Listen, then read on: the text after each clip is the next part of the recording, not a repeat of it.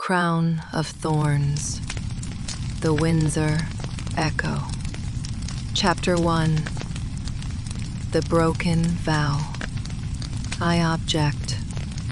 My voice wasn't loud, but like a meticulously cut diamond. It sliced through the solemn atmosphere of Trinity Church in New York City with precision. All eyes, the wolves of Wall Street. The fashion priestesses of Fifth Avenue and the politicians lurking in the shadows snapped to me. Evelyn Windsor, today's bride. Dressed in a Vera Wang couture gown, the heart of the ocean. A sapphire necklace passed down through the Windsor family for a century gracing my neck. I was supposed to be the flawless centerpiece of this wedding of the century. Yet, at this moment, I had just shattered that masterpiece with my own hands. Across from me, the man who was to be my husband, Alexander Lannister, heir to the Lannister media empire, had a crack appear in his perfect, Michelangelo sculpted smile. "Evelyn, darling, don't be ridiculous," he murmured, his voice low and charming, but laced with a warning only I could decipher. My gaze was cold, skipping over him to the woman in the lavender, bridesmaid dress behind him. My cousin, my best friend, Claire Drummond. Claire's hand was unconsciously clenching her bouquet. Her perpetually innocent blue eyes now filled with panic and a flicker of triumph. How utterly laughable. Just an hour ago, as I was preparing to walk down the aisle, an encrypted phone received an anonymous video. The setting was Alexander's study, overlooking Central Park. My fiancé, Alexander, was pinning my cousin Claire against a massive mahogany desk, his voice hoarse with lust. "Patience, my little wild cat. As soon as I get control of the Windsor Corporation's energy division, I'll initiate divorce proceedings with Evelyn. The title of Mrs. Lannister has always been reserved for you." And Claire, with her long, scarlet-nailed legs that I knew so well, wrapped them around Alexander's waist and gave him a long, torrid kiss. In that instant, my heart froze into a solid block of ice. I had loved Alexander for 5 years. From our Ivy League romance to this corporate merger of a marriage, I thought he was my one ally, my only warmth, against the cold, commercial empire of the Windsors.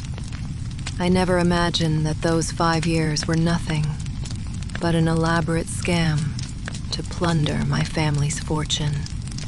My father, the iron-fisted tyrant of the Windsor Corporation, Philip Windsor, had offered the company's core energy division as my dowry, to forge an alliance with the Lannister media empire and solidify his own position on the board. He had promised that Alexander and I would jointly manage it after the wedding. And Alexander needed this prize jewel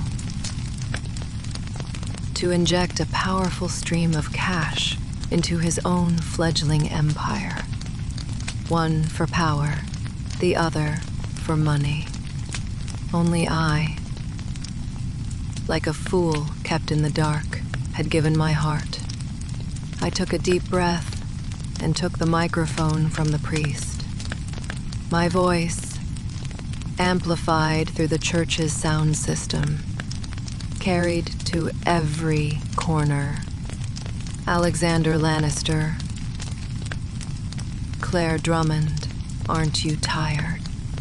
Playing the part of the devoted lover and the loyal sister for 5 years, right in front of me.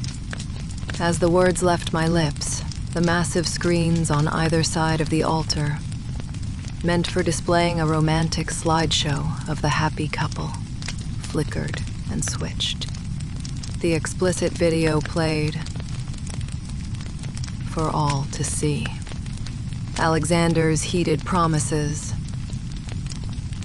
Claire's wanton replies, and the kiss that would shatter any fiancé's world, all displayed in high definition for New York's most powerful people. A wave of gasped breath and frantic whispers rippled through the congregation. Alexander's face went from flushed to white, then to a sickly green. Turn it off. Damn it. Turn it off now. He hissed at the technicians in the back, struggling to maintain a shred of dignity. My father, Philip Windsor, looked as if he was about to crush the head of his cane. He impaled me with a look that screamed, "Are you insane? Do you want to destroy the future of the Windsor name?" I returned his glare with a cold smile, my eyes dripping with scorn. Destroy it. Father, the moment you decided to use me as a commodity for your power plays, this so-called family was already destroyed in my heart. I turned my attention to the trembling wreck that was Claire and started walking towards her. The thousands of diamonds on my heels clicked against the marble floor, each step a tolling bell, announcing the start of a war. My dear cousin, my voice was as soft as a viper's hiss. You've always been so envious of everything I have, haven't you? My walk-in closet, my social standing, and now, even my man. Today, I'll grant you your wish. I ripped the priceless veil from my head and tossed it to the floor. Then, I walked up to a stunned Alexander, slid the 10-carat diamond ring from my finger, and shoved it unceremoniously into his suit pocket. I refuse this marriage. Alexander, you are not worthy of me, and you will not get a single share of the Windsor Corporation's energy division. With that, I didn't spare anyone another glance. I turned, and under the shocked, stunned, and secretly gleeful gazes of hundreds of guests, I walked, head held high, out of the church that had borne witness to my humiliation. The heavy oak doors closed behind me, shutting out the chaos. Outside, the sun was blindingly bright. My face was a mask of indifference, but only I knew that my heart was bleeding. Not for Alexander, but for the foolish girl who had wasted 5 years of genuine love. I reached the curb, and a black Bentley Mulsanne glided silently to a stop before me. The door opened. In the back seat sat a man whose eyes were colder than a New York winter. I got in, kicked off my heels, and let out a long, shuddering breath. "Well done," the man said, his voice devoid of emotion. I looked at him, a self-deprecating smile playing on my lips. "Thanks for the compliment, Uncle Nicholas." Yes, the man beside me was my father's younger brother, the exiled one, Nicholas Windsor, the most feared capital predator on all of Wall Street, and he was the one who had sent me the video. Chapter 2. The Devil S. Bargain. Nicholas Windsor was the black sheep of our family. He possessed more business acumen and was far more ruthless than my father. Philip, everyone had assumed my grandfather, would pass the family empire to him. But 10 years ago, due to a scandal that remained a taboo topic to this day, Philip had orchestrated his ousting. Nicholas was completely driven out of the core management of the Windsor Corporation, left with only a few insignificant shares. Since then, Nicholas had disappeared to London, building a financial empire of his own, independent of the Windsors. He was a panther, lurking in the shadows. Everyone knew he would return. They just didn't know when or how. You don't seem surprised at all, I said, rubbing my throbbing temples. The exhaustion of the wedding and the violent emotional upheaval were taking their toll. Why should I be? Nicholas handed me a bottle of chilled water. A lowlife, like Alexander, isn't fit for a Windsor woman. Besides, I warned you he was dirty with your cousin. My hand paused. He was right. Nicholas had warned me 6 months ago, but I had been blinded by love, convinced my uncle was just trying to sabotage my happiness out of spite. How laughably naive I had been. So, you didn't help me just to watch the drama unfold, I said, cutting to the chase. I knew that men like Nicholas never made an investment without expecting a return. Of course not. Nicholas's gaze fell upon the heart of the ocean around my neck, his expression turning complex.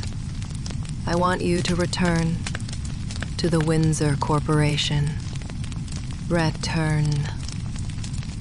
I laughed as if he'd told the world's greatest joke. Return to be Philip's puppet, his bargaining chip. I just escaped that prison. No. Nicholas's voice had a mesmerizing quality. Not to return as a puppet. To return as a queen. I want you to replace your father and become the new head of the Windsor Corporation. My heart skipped a beat. I stared at Nicholas, trying to read something in his bottomless eyes. Replace Philip. The thought was so audacious. I had never even dared to entertain it. My father had been at the helm for decades, his power deeply entrenched, the board filled with his loyalists. That is impossible, I retorted instinctively. I only have the 15% of shares my mother left me. It is not nearly enough to challenge him. Your 15%, plus my 10%, plus the shares we can pry away from the old guard. It will be enough, Nicholas stated, his tone calm but filled with an unshakable certainty. Philip's greatest weakness is his arrogance. He has never seen you as a threat. He has never seen anyone as a threat. His failed alliance with the Lannisters is not just a public humiliation. It means the energy division's future is stalled. The board members, they only care about one thing: money. They will follow whoever can make them richer. I fell silent. Nicholas's words were like a key, unlocking a door I had never dared to touch. Behind it lay the pinnacle of power, and also a gaping abyss. I thought of my father's years of neglect and exploitation. I thought of my mother on her deathbed, holding my hand and urging me to be strong and protect yourself. I thought of the disgusting, triumphant faces of Alexander and Claire. An unprecedented ambition began to grow inside me, like a wild vine, consuming my heart. Why should I be a pawn in their games? Why should I be the sacrifice? The Windsor Empire was built on my mother's lifeblood as much as anyone's. Why shouldn't I fight for it? What do I need to do? I lifted my head, the confusion and weakness in my eyes gone, replaced by a steely, cold resolve. A genuine smile finally touched Nicholas's lips. This was the girl he remembered, the daughter of his proud, brilliant sister, who was a match for any man. First, you need to make everyone believe you are nothing more than a foolish, heartbroken woman. Nicholas's voice was seductive. You will disappear to Europe for a while. Go shopping, throw parties, act as decadent as possible. Let Philip and everyone else lower their guard. And then I will teach you how to be a hunter, how to read lies, how to manipulate minds, and how to take everything you want. Nicholas leaned back. His posture relaxed, but he looked like a predator poised to strike. Of course, in return, when you take control of the Windsor Corporation, the energy division will be mine to manage. I stared out the window at the blurred city lights of New York, a city that suddenly felt unreal. I knew my life was about to change, irrevocably. I was making a deal with the devil, embarking on a thorny path of revenge. Done, I whispered, my voice firm. Chapter 3. The Hunter's Disguise. For the next 6 months, I, Evelyn Windsor, became the biggest joke and gossip topic in New York's high society. After fleeing my own wedding, I did exactly as Nicholas had advised, and flew to Europe. The tabloids and social media were filled with stories of my complete and utter downfall. I was photographed dropping obscene amounts of money in Parisian boutiques, drinking myself into a stupor at Monaco's casinos, and partying all night with an endless stream of male models in Ibiza. In every picture, I was smiling garishly, my eyes glazed over, as if trying to release 2 decades of repression in one go. My father, Philip, was furious.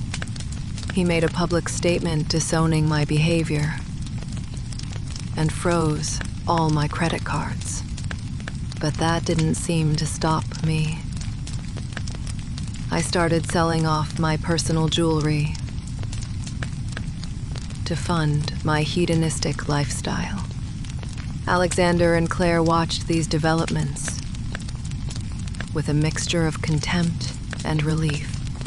As far as they were concerned, I was finished, a pathetic creature who had completely given up after being jilted. They began appearing in public as a couple, Claire flashing a diamond ring from Alexander, already playing the part of the future. Lannister. No one knew that while I was playing the fallen heiress for the cameras, my nights were spent at Nicholas's estate on the shores of Lake Geneva. There were no parties or champagne here. Only mountains of business case studies, financial reports, and cold, hard lessons in power. Never trust anyone's tears, especially not a woman's, Nicholas said, tossing a file in front of me. Claire's father, your dear uncle, the head of the Drummond family, has been secretly acquiring loose shares of Windsor Corp.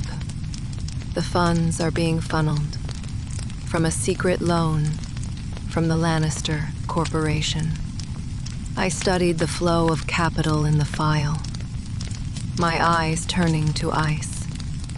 They're trying to stab my father in the back. Not just your father, Nicholas corrected. They're working in concert with Alexander. Once Alexander gains control of Windsor, shares through Claire, his own position within the Lannister Empire will be greatly strengthened.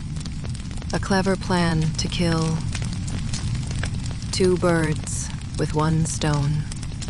What should I do? Play along. A cruel smile touched Nicholas's lips. I've already started a rumor on the black market. They re-saying you be racked up massive gambling debts and are looking to sell your 15% stake. I'm sure your dear uncle will be very interested. Won't he be suspicious? Of course. Which is why you need to put on a show. A show so convincing, he'll have no choice but to believe it. A week later, I quietly returned to New York. I didn't go home, checking into a modest hotel instead. The next day, a video of me in a desperate struggle with a casino enforcer outside the hotel was leaked. In the video, I looked pale, terrified, and utterly pathetic. Drummond, Claire's father, contacted me almost immediately. We met in the private room of a cafe. My uncle, who had always been so kind and avuncular to me, now had his face plastered with false concern. Evelyn, my child, how did you let yourself get into such a state? Tell your uncle what is wrong. I'll help you. My eyes instantly filled with tears, and I acted as if he were my last hope. Uncle, I owe the mob $50 million. They said if I don't pay, they'll... For the next half hour, I gave the performance of a lifetime, weaving a tearful tale of being set up in Europe, losing all my money, and falling into crushing debt. My acting was flawless, filled with a despair and fear that would have moved the Academy. A glint of greed flashed in Mr. Drummond's eyes, but he kept his composure, patting my hand consolingly. Don't you worry. Your uncle is here. We'll figure out the money. It is just 50 million is no small sum. I acted as if I had come to a difficult decision, biting my lip. Uncle, I know you've always been interested in our family business. I am willing to transfer my 15% stake to you. All I ask is that you clear my debt and give me enough money to leave this wretched place and start over somewhere no one knows me. Drummond's heart was pounding, but he put on a pained expression. My dear girl, that is the only thing your mother left you. How could you? What good is an inheritance if it can't save my life? I cut him off, my voice filled with desperation. I've had enough. I don't want to be a Windsor anymore. I just want to live a normal life. In the end, Mr. Drummond reluctantly agreed. We arranged to sign the transfer agreement at a price far below market value. That was the official story. Unofficially, he would wire $50 million from an offshore account to one of my choosing. On the day of the signing, I watched the ill-concealed delight on the faces of my uncle and my cousin Claire, and I laughed inwardly. They thought they were the hunters, but they had just walked straight into the prey's meticulously laid trap. That 15% stake was, from the very beginning, part of an invalid trust agreement with stringent buy-back clauses. It was something my mother had set up with a team of the best lawyers to protect it from Philip's grasp. Any transfer of the shares required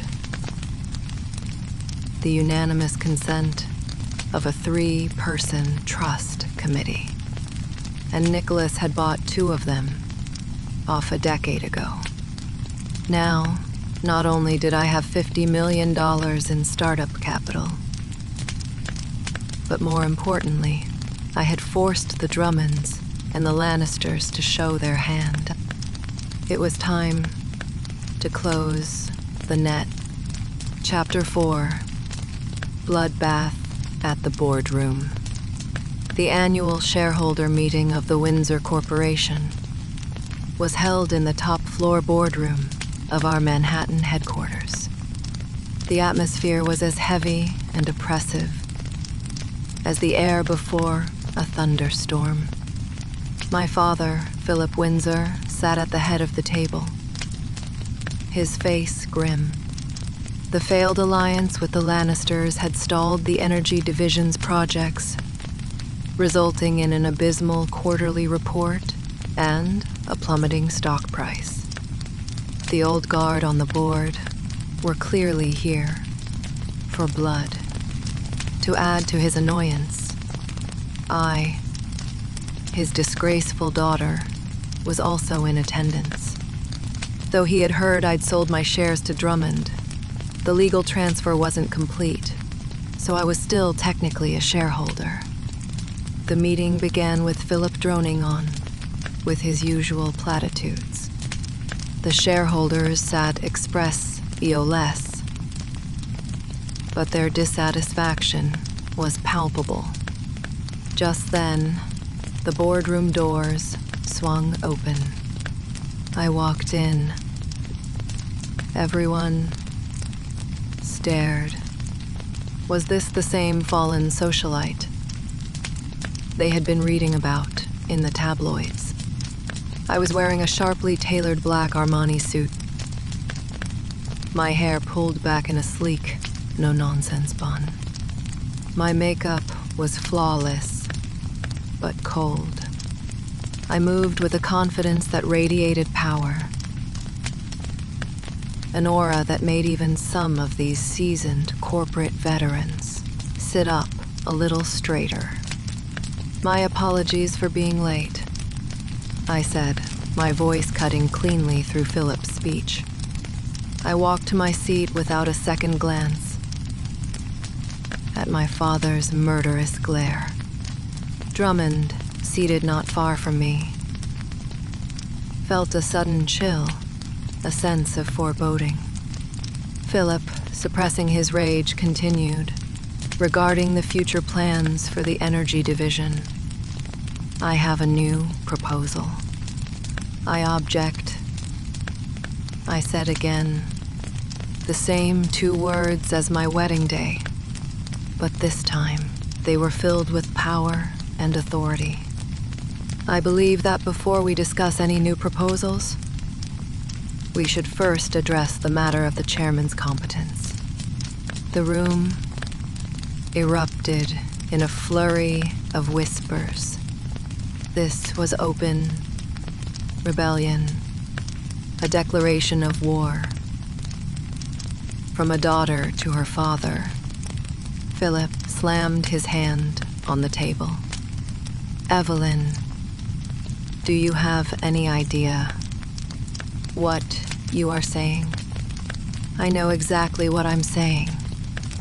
I stood up, my gaze sweeping across every person in the room. Under the chairman's brilliant leadership, our company's stock has dropped 20% in the last 6 months, wiping out nearly $10 billion in market value. A crucial partnership with the Lannister Corporation was sabotaged in the most humiliating way possible because you tried to use my marriage as a bargaining chip. Is this what you call competence?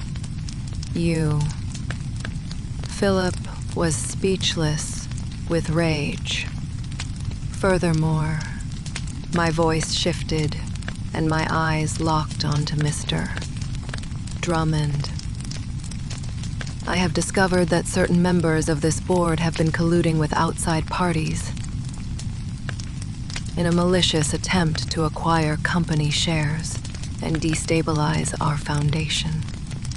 Isn't that right, Mr. Drummond?" A cold sweat broke out on Drummond's forehead. What nonsense are you spouting?" I let out a small, sharp laugh and tossed a dossier onto the table. "This is the complete evidence of your acquisition of 3% of our company as shares over the past 3 months, using 7 offshore shell companies funded by a secret loan from the Lannister Corporation. The money trail, the account transfers, it is all here." I paused, my gaze becoming even sharper. According to the company's bylaws, no board member or their affiliates may engage in any form of undisclosed financial dealings with a major competitor. "Drummond, you seem to have forgotten that the Lannister Corporation is the biggest rival to our media division." The color drained from Drummond's face. He never imagined I could have uncovered all this. Philip was also stunned. He had always considered his brother-in-law a trusted ally, never suspecting this backstabbing. And my next bombshell was aimed directly at the head of the table. "This is the share transfer agreement I signed with Mr. Drummond. However, this agreement was never approved by the Trust Committee. Therefore, legally, it is a void contract. I looked at the ashen-faced Drummond, which means not only did you not acquire a single share, you are also implicated in commercial fraud and insider trading. I'm sure the CC will be very interested in speaking with you. Panic began to spread through the room. And now I propose, my voice echoed in the silent boardroom, that we hold a new election for the position of chairman. With my personal 15% of the shares and the 10% of shares entrusted to me by Mr. Nicholas Windsor, for a total of 25% of the voting power, I formally nominate myself as the next chairman of the Windsor Corporation. Nicholas Windsor, the name, struck the room like a bolt of lightning. The exiled devil had returned. Philip Windsor stared at me. His daughter, the one he had never given a second thought. Now, I stood before him, his adversary, calmly and cruelly dismantling the empire he had built. He finally understood. He hadn't raised a lamb. He had nurtured a viper. A bloody war for power had officially begun. Chapter 5. Tangled love and hate. The shareholder meeting ended in disarray. My sudden attack hadn't unseated Philip on the spot, but it had successfully ripped a hole in the ironclad board he controlled. Nicholas's return had every shareholder re-evaluating the power dynamics. The Windsor Corporation was now a sea of treacherous undercurrents. That evening, Alexander Lannister showed up, uninvited, at my hotel suite. He looked a bit worn, but still impossibly handsome. He stared at the transformed woman before him, his expression a complex masterpiece of shock, regret, and a sliver of obsession he wouldn't admit to himself.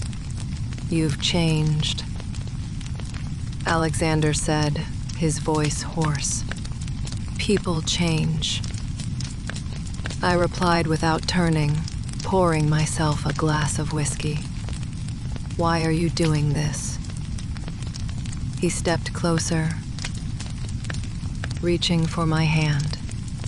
"Evelyn, I know you hate me, but you don't have to destroy everything to get back at me. Come back to me. We can be like we were before. We can rule this city together." I let out a laugh that sounded like breaking glass and finally faced him. My eyes cold. "Come back to you. Alexander, have you forgotten you're currently entangled with my dear cousin? Or do you think that I, Evelyn Windsor, am the kind of woman who shares her men? Claire and I are just what? A game." I cut him off, a cruel smile playing on my lips. "You were certainly playing it with dedication. So dedicated that you were willing to risk the Lannisters' future to help the Drummonds acquire Windsor stock." Alexander's face fell. He hadn't expected me to know about that. "You've been investigating me.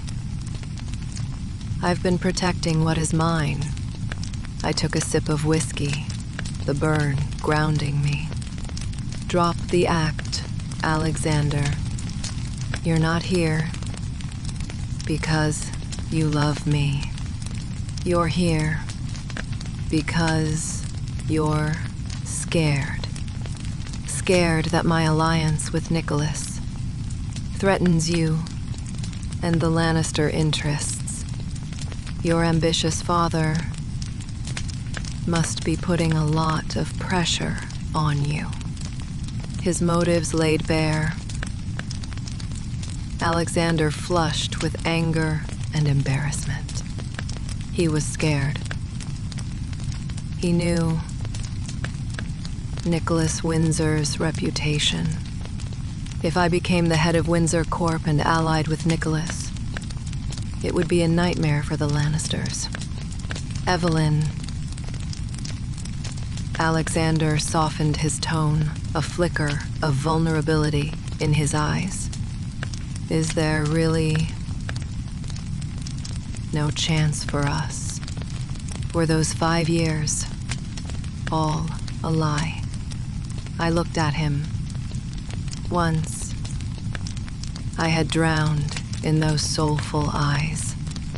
Now, they just seemed pathetic. A chance. I moved closer, my lips almost brushing his ear, and whispered, "Of course, there is.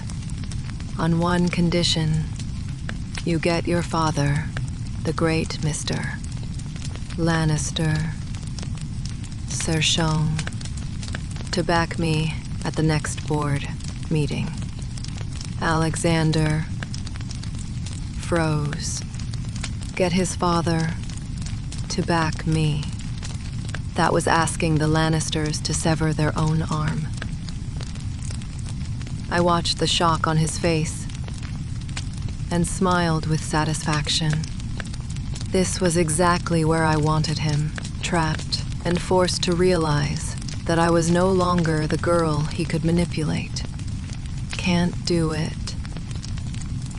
I stepped back, shrugging. Then, don't bother me again. Oh, and give my regards to Claire. Tell her the game has just begun. Alexander left, looking utterly defeated. Shortly after he was gone, a door to the suite's bedroom opened, and Nicholas Windsor emerged. He had clearly heard everything. You're a fast learner when it comes to playing with people's minds, Nicholas said, pouring a drink for himself and handing it to me. I had a good teacher. I clinked my glass against his. Nicholas watched me, his gaze intense. Under the soft lighting, my profile was breathtaking. The eyes that were once clear and innocent were now filled with ambition and calculation, like poisonous, beautiful black diamonds. His throat moved, and his eyes darkened. "You know," Nicholas said suddenly, his voice deeper than before, "you're a lot like your mother when you're like this." My heart clenched. My mother was the softest, most painful part of my soul. My mother was a gentle, kind woman. Gentle. Nicholas scoffed. Not in the boardroom. She was the smartest, most daring woman I ever knew. Many of Philip's successes were her ideas. She just never took the credit, content to be the woman behind the man. I had never heard anyone describe my mother that way. In my memory, she was always elegant and melancholic. A fragile rose trapped in a greenhouse. Philip didn't deserve her. Nicholas's eyes flashed with an emotion I couldn't quite decipher. It was a mix of nostalgia, anger, and pain. He was jealous of her brilliance, so he imprisoned her in that house. He even... Nicholas stopped himself. Even what? I pressed. He shook his head, changing the subject. Nothing. My point is, don't be fooled by men like Alexander. They have nothing to offer you but weakness. His words sounded like a warning from someone who knew from experience. I looked at him. This man who was my uncle by name, but my mentor in revenge. A strange tension was growing between us. It was a dangerous, complex connection of family, alliance, and something forbidden. I shook the confusing thoughts from my head and focused on the battle ahead. Alexander is a useful pawn, nothing more, I said. The real problem is the old foxes on the board. They won't pick a side easily. Then give them a reason why they have to. Nicholas's eyes glinted. The annual Windsor Charity Gala is next week. It will be the perfect stage. I understood. It would be my hunting ground. Chapter 6. The Ghost from the Past. The Windsor Charity Gala was the highlight of the New York social season. In previous years, I had attended as a beautiful accessory on my father's arm. This year, I arrived as a challenger, stepping onto a battlefield cloaked in silk and diamonds. I chose a fiery red, backless gown. I was a walking flame. The moment I entered the ballroom, I could feel every eye on me like a searchlight. There was shock, scrutiny, desire, and hostility. My father, Philip, watched me with a thunderous expression, as if I were wearing armor instead of a gown. Alexander and Claire were there. Of course. Claire clung to Alexander's arm, shooting me a triumphant, possessive. But Alexander's eyes were glued to me, filled with a storm of conflicting emotions. I ignored them all, making my way towards my targets, the key swing votes on the board. But just as I was about to begin my performance, the arrival of one man disrupted the entire evening. Julian Vance. He was a legend, a self-made tech billionaire, the founder of Vance Technologies. He was worth hundreds of billions, notoriously private, and never attended these vapid social events. But tonight, Yoon announced, he was here, and more shockingly, he walked straight through the crowd, directly to me. Miss Windsor. He extended a hand, a roguish smile on his face. I've heard a great deal about you. I'm Julian Vance. His handshake was warm and firm. His light brown eyes held a sharpness that seemed to see right through my carefully constructed facade. Mr. Vance, a pleasure. I replied politely, though my internal alarms were screaming. Why? Was this man here? What was his agenda? Our interaction immediately became the center of attention. My father's face darkened further, and a fire of jealousy ignited in Alexander's eyes. For the rest of the evening, Julian Vance acted as my escort. He was witty, brilliant, and charming. Talking to him was a delight, but I never let my guard down for a second. "I heard," Julian said, taking a sip of champagne as if making a casual observation, "that you declared war on your father at the board meeting. It seems your sources are well informed, Mr. Vance." I've always admired women with courage. His eyes roamed over me. "If you need any help, you can come to me anytime. For funding or other forms of support." This was no longer a hint. It was a blatant proposition. "I'm curious," I countered. "Why would you want to help me, Mr. Vance?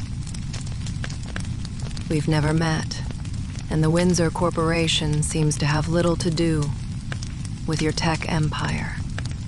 Julian smiled, not answering directly. Instead, he said something completely out of the blue. "When I was a kid, I lived in Brooklyn. My father was a small-time contractor. He invested his life savings into a real estate project. The project went bankrupt when the funding was pulled. I had no idea why he was telling me this. The developer, Julian's smile didn't change, but a chill passed through his eyes, was a joint subsidiary of the Windsor and Lannister corporations. My father lost everything. He died not long after. My heart skipped a beat. I finally understood he wasn't an ally. He was a snake, waiting for his moment to strike. His enemies were not just the Windsors, but the Lannisters, too. This man was far more dangerous than I had imagined. "I'm sorry to hear that," I said, my face a mask of calm. "It is fine. It is all in the past," Julian shrugged, as if it were a trivial matter. "But it taught me a valuable lesson. Sometimes the best way to destroy an impregnable fortress isn't to attack from the outside, but to light a fire from within." His gaze was pointed, meaningful.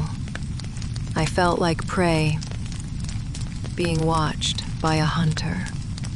My entire plan of revenge with Nicholas had been seen through by a complete outsider. Were we enemies? Or were we co-conspirators who could use each other? At the end of the night, Alexander cornered me in the parking garage. "Stay away from Julian Vance," he snarled. His handsome face twisted with rage and possessiveness. On what authority are you giving me orders? I asked, coldly, as my fiancé, or my ex-fiancé, Evelyn. He grabbed my wrist. Don't forget the 5 years we had. Do you think you can just replace me with some other man to make me jealous and forget everything? I have no intention of making you jealous. I pulled my arm away, and I have forgotten. You're the one living in the past. Just then, Julian's car glided up beside us. The window rolled down, and he raised an eyebrow at me. Need a ride? Without hesitation, I opened the door and got in, leaving Alexander standing there, his face a mask of fury, like a child whose favorite toy had just been stolen. Inside the car, Julian didn't start the engine. It seems your ex-fiancé still has feelings for you, he teased. It is just a man's bruised ego. Is it? Julian leaned in close. So close, I could see my own reflection in his pupils. I think the way he looks at you, he wants to devour you whole. And you seem to enjoy playing him like a fiddle. What are you getting at, Mr. Vance? I frowned. What I'm getting at, Julian's smile turned dangerous, is that you, Evelyn Windsor, are a beautiful, thorny rose. And I'm very much looking forward to seeing who you prick next. I hope it won't be me. That night, 2 dangerous men had barged into my life. One was my uncle by name, my ally in revenge, our relationship fraught with forbidden, ambiguous tension. The other was a tech mogul with a hidden vendetta, his motives unclear, a potential enemy and friend. My path of revenge had just become far more complicated and far more exciting. Chapter 7.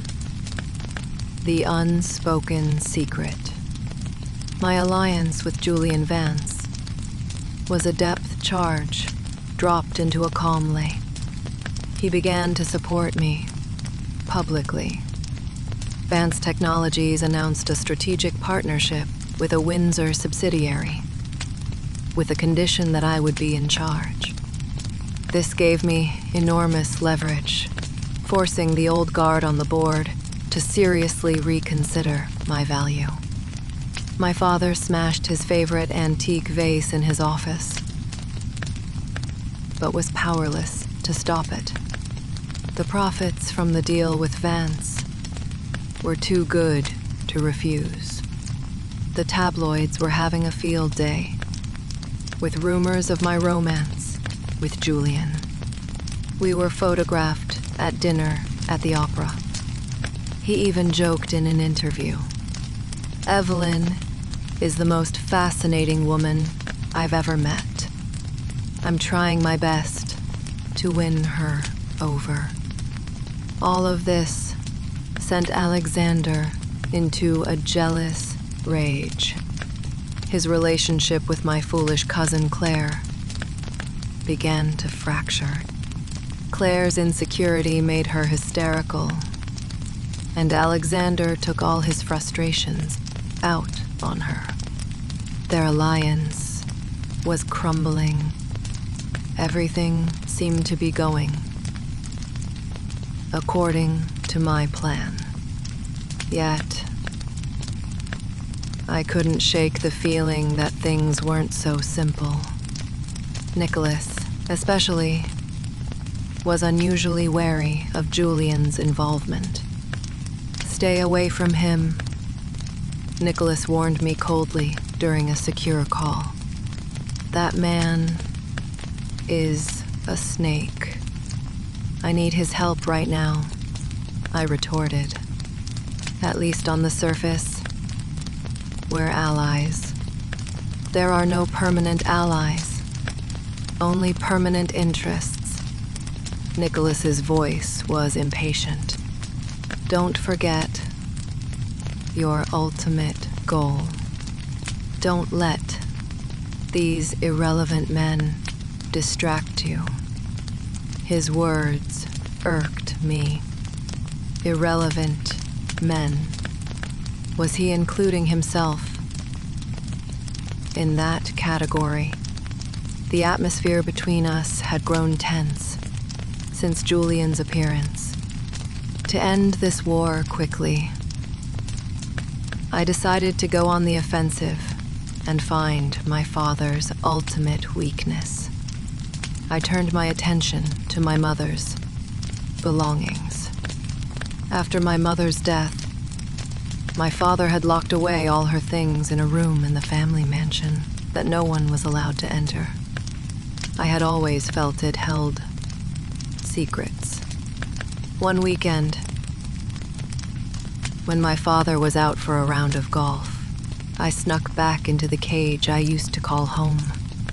The room was covered in dust, but everything was just as my mother had left it.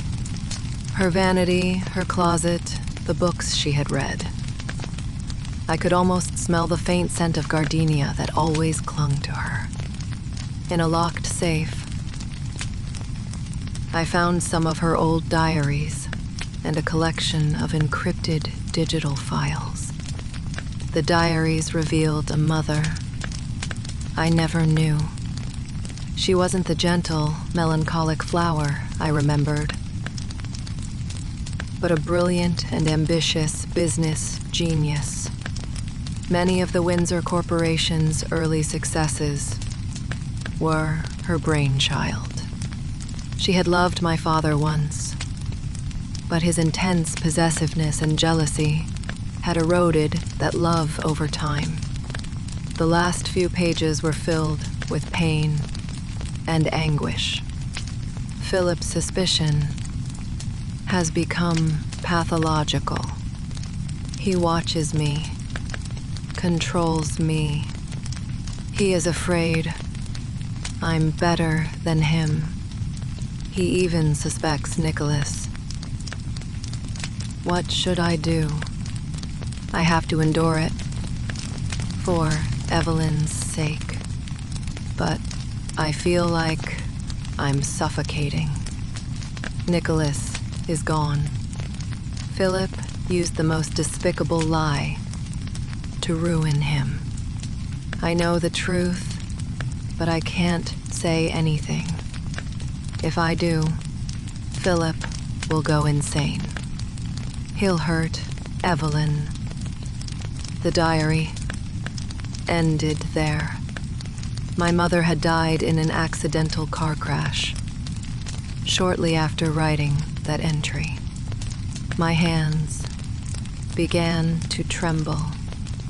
Nicholas's exile, my mother's death, they had to be connected.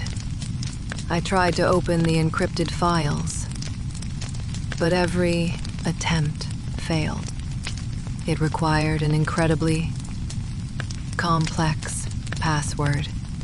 Just as I was about to give up, I found a small jewelry box in a hidden compartment of the safe.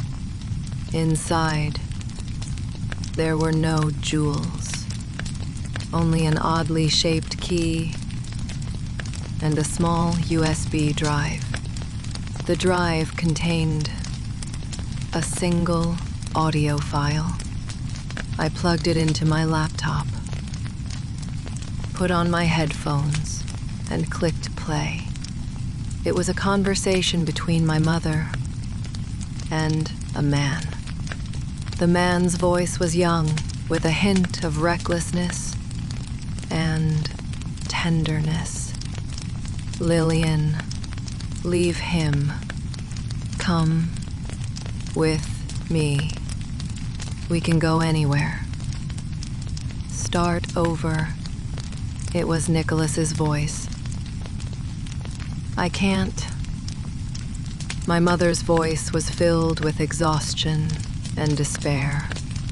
If I leave, he'll never let Evelyn go. Nick, you don't know how monstrous he can be. Then I'll take you both with me. No. It is too late, my mother's voice broke. I found something.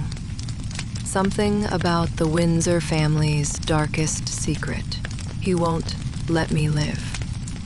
Nick, promise me, if something happens to me, you'll protect Evelyn.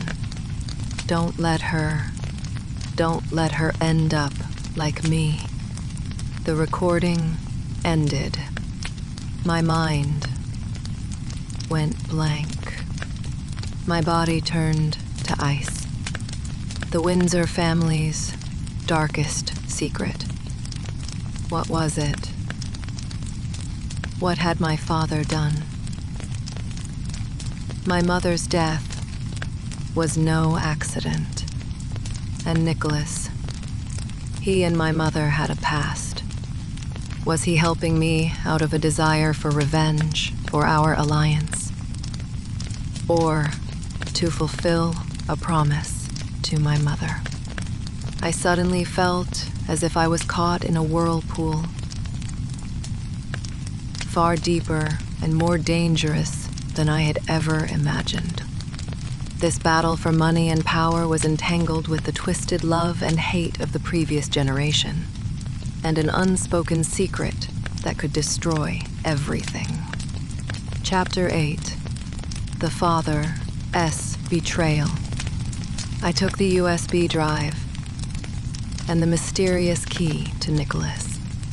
When I played the recording for him, his perpetually stoic face finally cracked. He closed his eyes, his hands clenched into fists, so tight his knuckles turned white. She knew, he whispered, his voice filled with pain and regret. She knew everything, and she bore it all alone to protect you. What is the secret? I demanded. What did my father do? Was he responsible for my mother's death? Nicholas opened his eyes, his gaze returning to its usual icy coldness, but deep within, a storm of hatred brewed. It is not time for you to know yet. All you need to know is that Philip Windsor deserves to go to hell. He picked up the key, examining it closely. This is the key to a safe deposit box at a Swiss bank. Your mother hid the most important evidence there. We flew to Zurich immediately. In the deepest vault of the bank, we opened the box that had been sealed for over a decade. There were no jewels or gold inside, only a single document, a DNA test report. When I saw the names on the report and the final conclusion, my entire world crumbled. It was a paternity test between me and Philip Windsor. The conclusion: paternity is excluded. I am not Philip Windsor's daughter. How is this possible? My mind was a chaotic mess, unable to process the information. If he wasn't my father, then who was? My mother. My eyes instinctively shot to Nicholas, and a ridiculous, terrifying thought slithered into my mind like a snake. Nicholas seemed to read my thoughts, his own expression turning incredibly complex. He took the report from my trembling hands, his eyes fixed on my mother's signature. He looked shocked. And was that a flicker of incomprehensible joy? So that is how it is, he murmured. So, she gave me the answer long ago. What is going on? I practically screamed.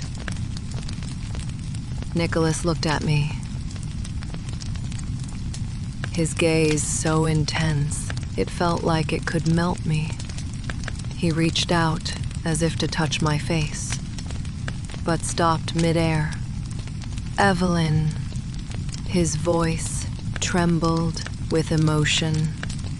You are not Philip's daughter. You are my daughter. Boom.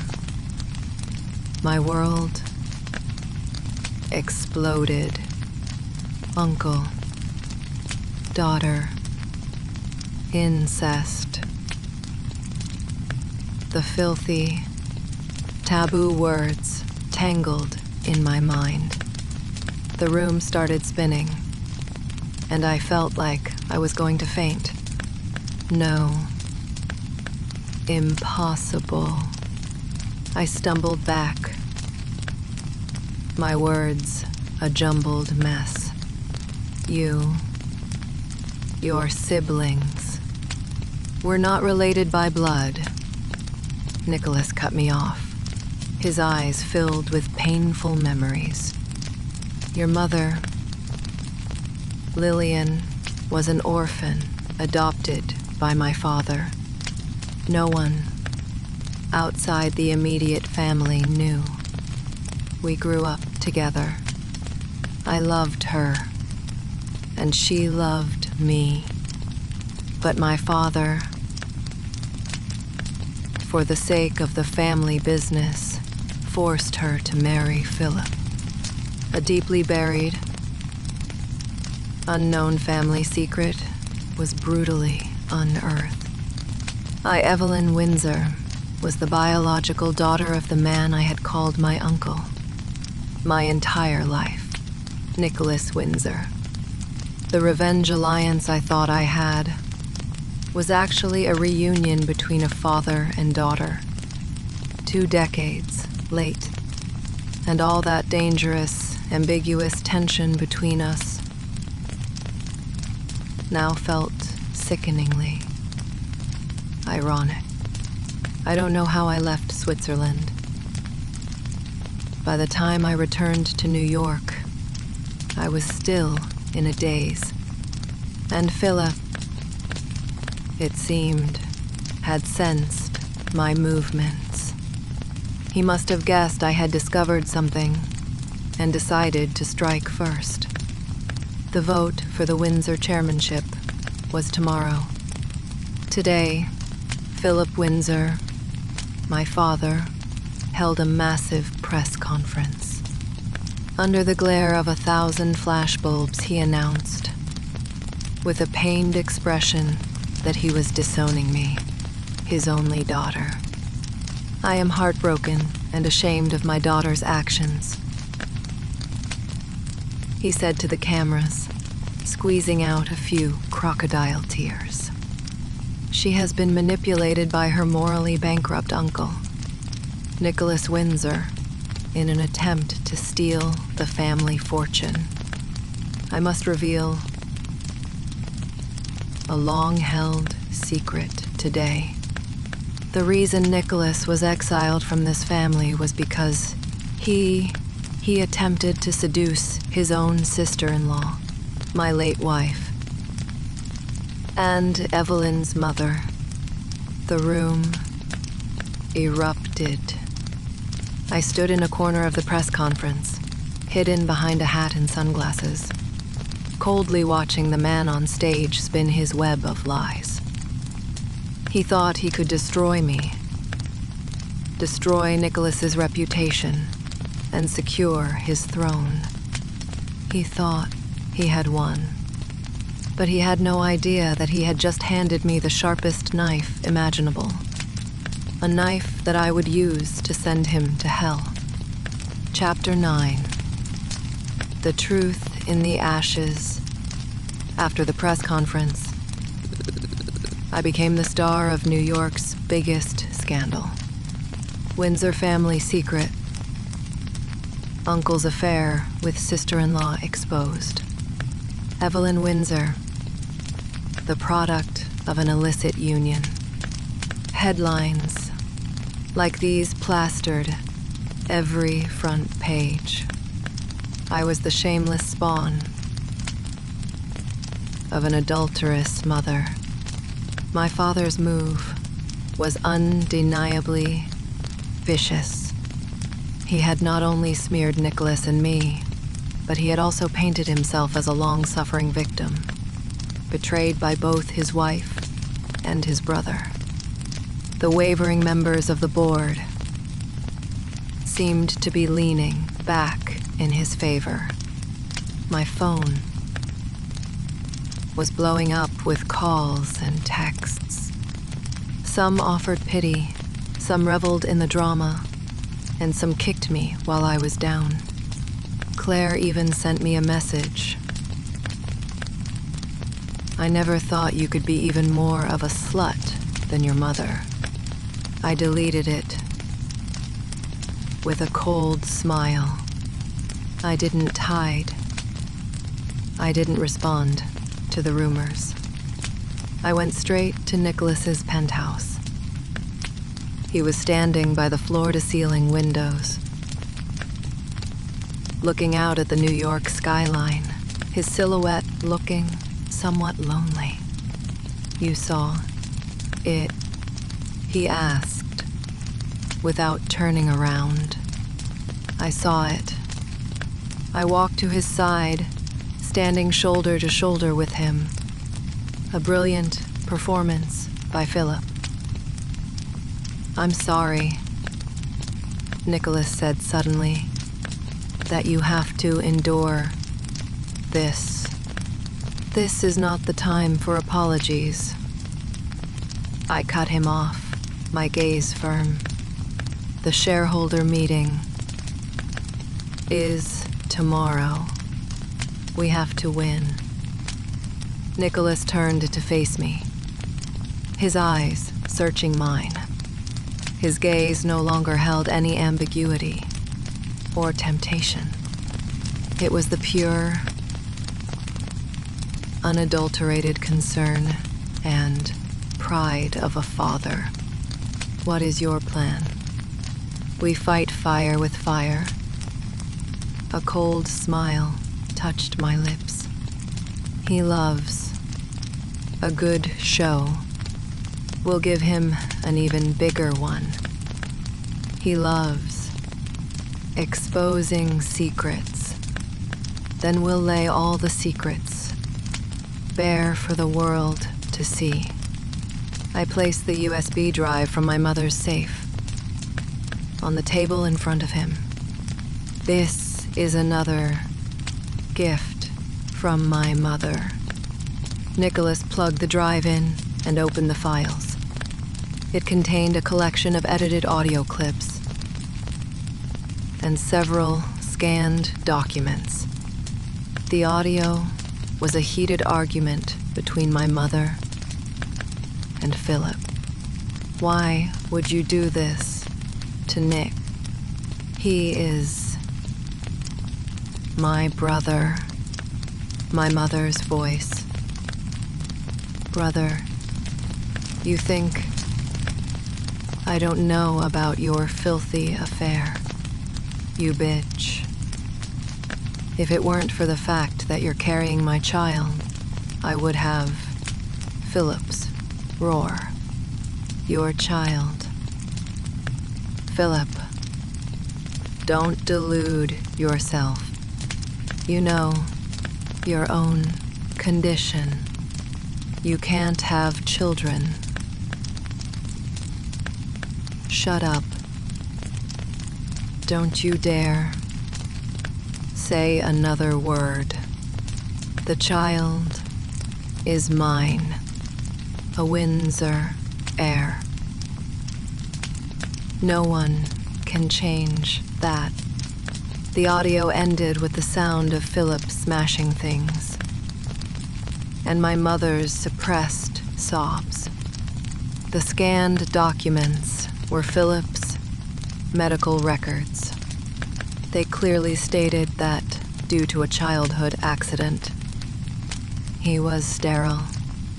The truth, in all its ugly glory, finally emerged from the ashes.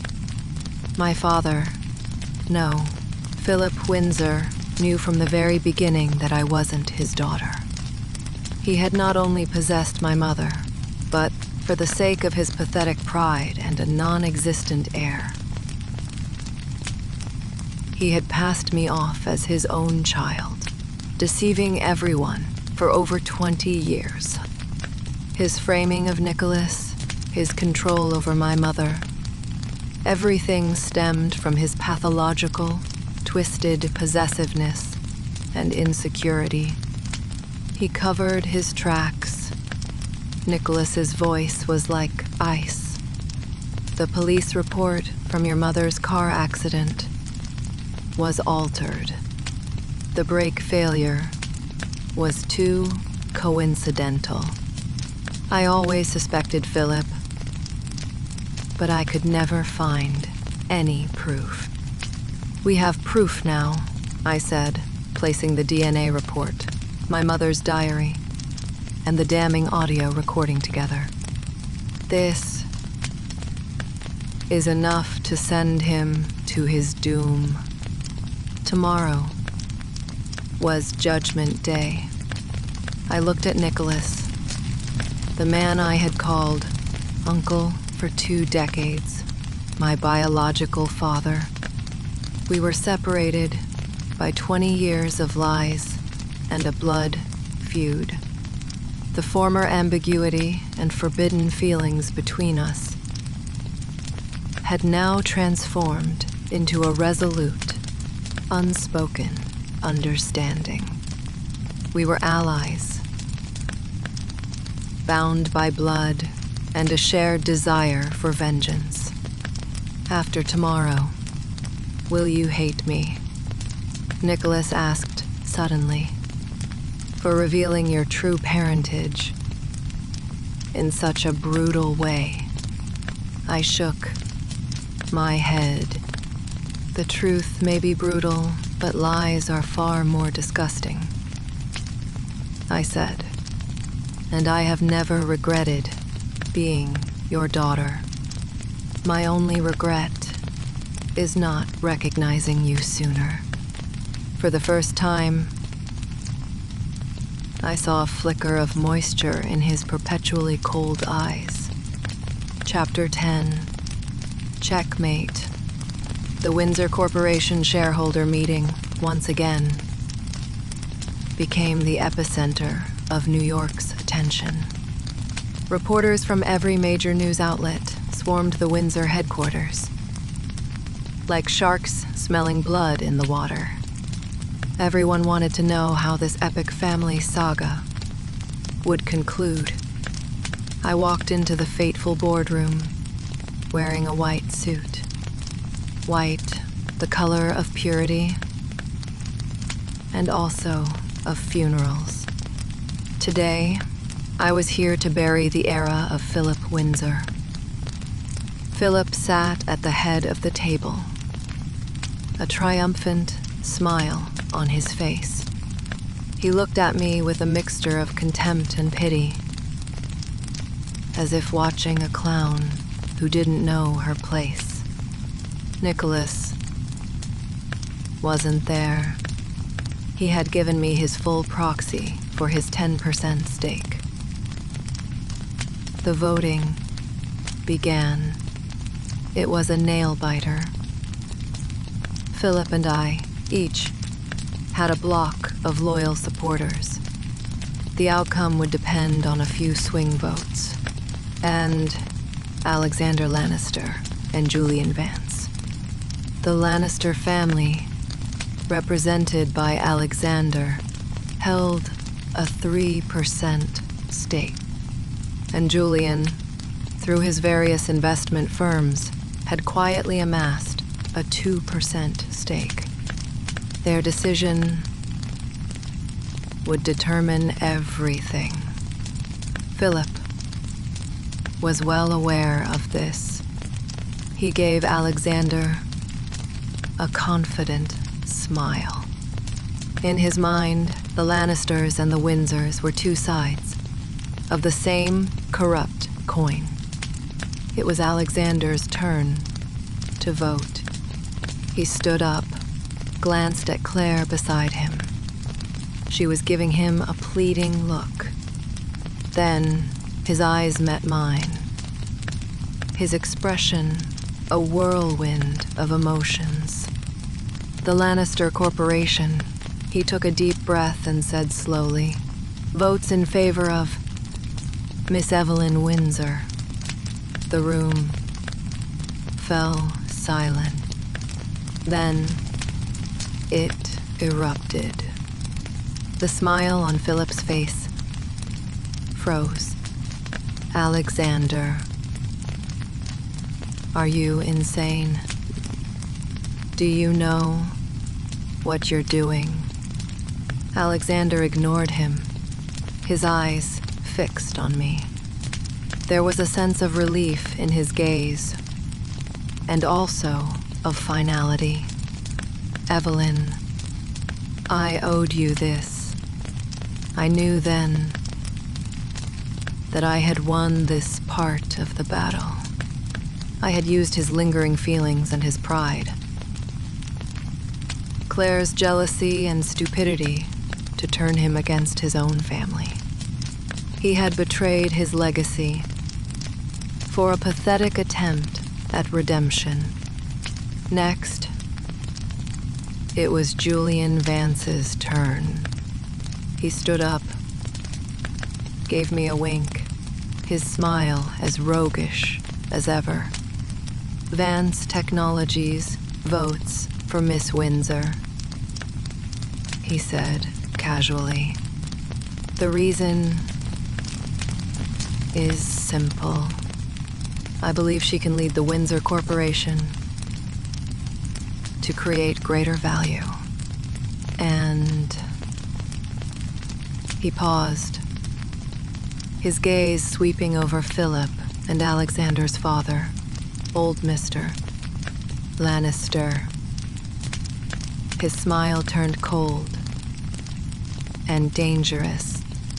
I also derive a great deal of pleasure from watching old, corrupt empires crumble from within. His revenge, served in a more elegant and far more lethal manner, was complete. Now, it was my turn. Philip's face was a mask of utter disbelief and rage. But he hadn't lost yet. Even with those 2 votes, our support was still tied. My vote would be the checkmate. I stood up and walked to the podium at the center of the room. "Before I cast my vote," I said, turning on the projector, "I'd like for all of you to listen to a recording and review a few documents. The argument between my mother and Philip, his medical report proving his sterility, and the DNA test proving I was not his daughter. I displayed it all mercilessly for everyone to see." A dead silence fell over the boardroom, broken only by the sound of increasingly heavy breathing. Philip Windsor's face was beyond pale. He looked like a statue that had been instantly weathered by 1,000 years. All his pride, his dignity, his carefully constructed lies shattered into dust. No, it is not true. It is all fabricated. He roared like a wounded animal. Whether it is true or fabricated, I'm sure the police and the courts will come to a fair judgment. My voice was quiet, but it landed like a sledgehammer, crushing his last defense. Philip Windsor, not only did you deceive everyone, you are also suspected of falsifying a paternal relationship and illegally embezzling my mother's inheritance. And I paused, delivering the final blow. I also have reason to believe you were involved in my mother's car accident. You lunatic. You're insane. Philip completely broke down, grabbing papers from the table and hurling them at me like a cornered beast. Security guards rushed in and restrained him. I looked at his face, twisted with rage and terror, and felt nothing. It was over. It was all over. I picked up the microphone and cast my final vote. My voice clear and steady. I, Evelyn Windsor, vote for Evelyn Windsor. Chapter 11. The Queen's Gambit. I had won. I had won the war in the most complete and brutal way imaginable. I became the youngest and the first female CEO in the history of the Windsor Corporation. Philip Windsor was taken away by the police. He would face a series of charges, including commercial fraud, document forgery, and possibly murder. A lifetime of legal battles and public disgrace awaited him. The Lannister and Drummond families were severely damaged by the scandal. Old Mr. Lannister had a stroke. Alexander was stripped of his inheritance and thrown out of the family. And Claire and her father were facing an SEC investigation for insider trading. The once mighty dynasties were now teetering on the brink of collapse. On the day I took office, I stood in the top floor office of the Windsor Corporation, looking down at the city that symbolized power and desire. My crown was as heavy as if it were woven from thorns. The office door opened, and Nicholas walked in.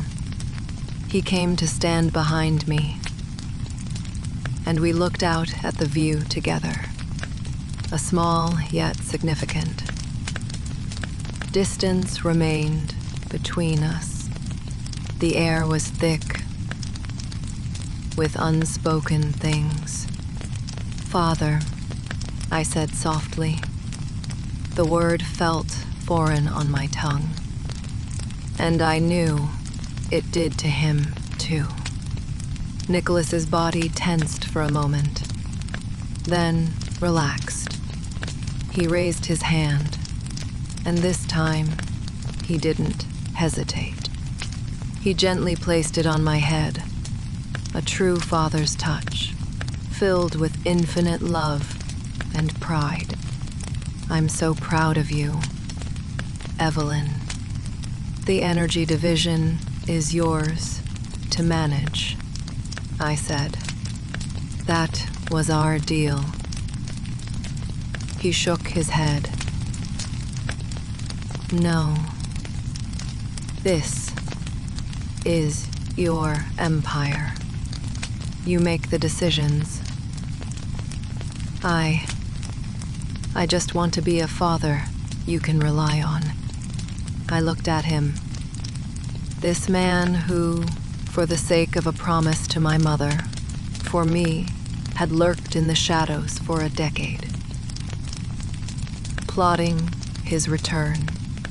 He had lost his love, missed his daughter's entire childhood. His life was filled with regret and pain. We have plenty of time now, I said. We both knew that the 20-something years we had lost could never be recovered. But the future was long. We had so much to learn, so much to adapt to.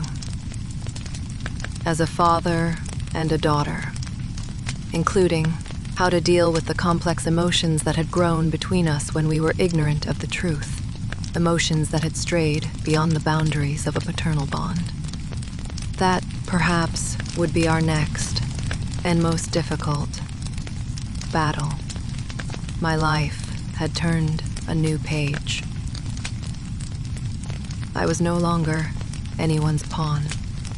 I was the player. On my desk, my phone lit up. It was a text from Julian Vance. Congratulations, Your Majesty. Are you ready for round 2? I looked at the message, a knowing smile playing on my lips. Yes, the game has just begun, and this time, I'm fighting for myself. Chapter 12. The Windsor Echo. Taking the throne of the Windsor Corporation was just the beginning. I was faced with a board fractured by power struggles, a company with a volatile stock price due to scandal, and a host of external enemies circling like vultures, waiting to pick at the carcass. My first challenge came from within. Philip was gone, but his loyalists were still deeply entrenched. They were filled with contempt and hostility for me. The young woman who had clawed her way to the top through scandal. At my first executive meeting, the most senior vice president, a man who had been Philip's most loyal dog, openly challenged me. Miss Windsor. Oh, I suppose it is Madam Chairman now, he said with a sneer. Besides putting on a spectacular family drama. Do you have any actual plans for the future of this company? We'd rather not bet our livelihoods on a little girl who is only good at manipulating men and the media. A dead silence fell over the room. Everyone was watching me, waiting for me to fail. I didn't get angry. I smiled. I gently pushed a file across the table to him. Mr. Marcus, you've served this company for 30 years. Your hard work is admirable, I said with a pleasant smile, but my eyes were as cold as steel. However, I am curious how, on your $800,000 annual salary, you managed to purchase a private island in the Bahamas and support a mistress and 3 illegitimate children. The blood drained from Marcus's face, then rushed back, turning it a deep shade of purple. That is my private life. You're invading my privacy. Oh, I raised an eyebrow. Then I suppose this ledger detailing the $30 million you've made by subcontracting company projects to a shell corporation, owned by your brother-in-law, is also a private matter. I threw another file into the center of the table. Ladies and gentlemen, my gaze slowly swept over each of the suddenly pale executives. I know many of you are not clean. In the past, Philip may have tolerated your indiscretions because you were his dogs. But now, the Windsor Corporation answers to me. My rules are simple. Either you clean up your act and work for me, or you can take your secrets and join Mr. Marcus in explaining them to the FBI. The choice is yours. That day, I purged the entire management level in the fastest, most ruthless way possible. Next, I turned my attention to Alexander. After being cast out by the Lannisters, he was left with nothing, a pathetic, broken man. I found him. In a cheap bar, he looked at me, his eyes filled with regret and bitterness. Here, to laugh at me, he said, with a self-mocking smile, "I'm here to give you a chance." I said, "A chance for revenge." I gave him money to start a new business. It wasn't out of pity. I knew Alexander was ambitious and capable. His feelings for me were a twisted mix of love, hate, and a desperate need to prove himself again. A man like that is the easiest to control. "Why?" he asked, his voice hoarse.